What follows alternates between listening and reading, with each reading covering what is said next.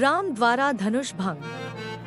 लक्ष्मण को अत्यंत क्रुद्ध एवं आवेश में देखकर राम ने संकेत से उन्हें अपने स्थान पर बैठ जाने का निर्देश दिया और गुरु विश्वामित्र की ओर देखने लगे मानो पूछ रहे हों कि वर्तमान परिस्थिति में मुझे क्या करना चाहिए। विश्वामित्र ने कहा, वत्स, लक्ष्मण ने सूर्यकुल की जिस मर्यादा एवं गौरव वर्णन किया है वह सत्य है। अब तुम धनुष पर प्रत्यंचा चढ़ाकर लक्ष्मण के वचन को सिद्ध करके दिखाओ। गुरु की आज्ञा पाकर रामचंद्र मंद गति से पग बढ़ाते हुए शिव जी के धनुष के पास पहुँचे। राम को धनुष की ओर जाते देख सीता और उनकी सखिया तथा जनकपुरी के समस्त दर्शकगण अत्यंत प्रसन्न हुए, किंतु उनकी प्रसन्नता को संशय ने घेर लिया। वे सोचने लगे कि जब विश्वविख्यात शक्तिशाली राजा और राजकुमार इस शिव जी के धनुष को हिला नहीं सके तो राम जैसे सुकुमार किशोर पिनाक की प्रत्यंचा चढ़ाने में कैसे सफल हो सकेंगे।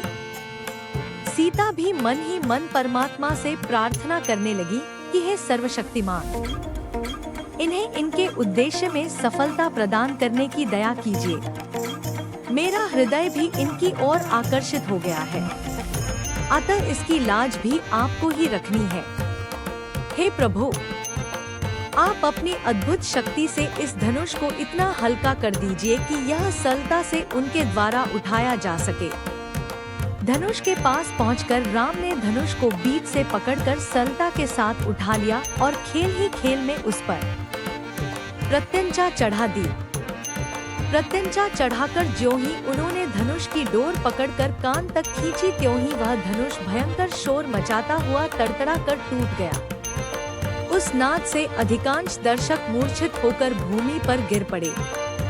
सिर्फ विश्वामित्र, राजा जनक, राम, लक्ष्मण आदि कुछ ही ऐसे लोग थे जिन पर इस भयंकर स्थिति का कोई प्रभाव नहीं पड़ा।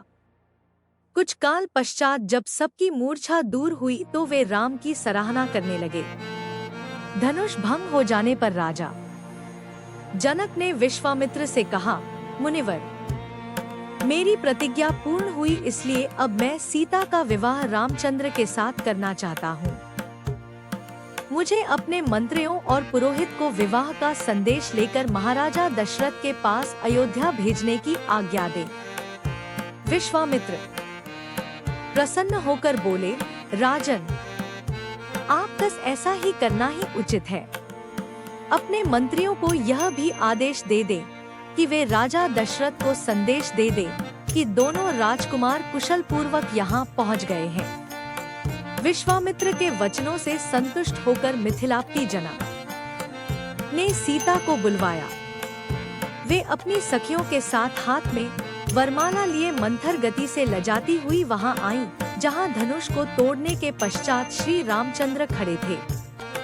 सखियों ने मंगल गान प्रारंभ किया और लज्जा, संकोच एवं हर्ष के भावों से परिपूर्ण सीता जी ने धीरे से श्री राम के गले में वरमाला डाल दी।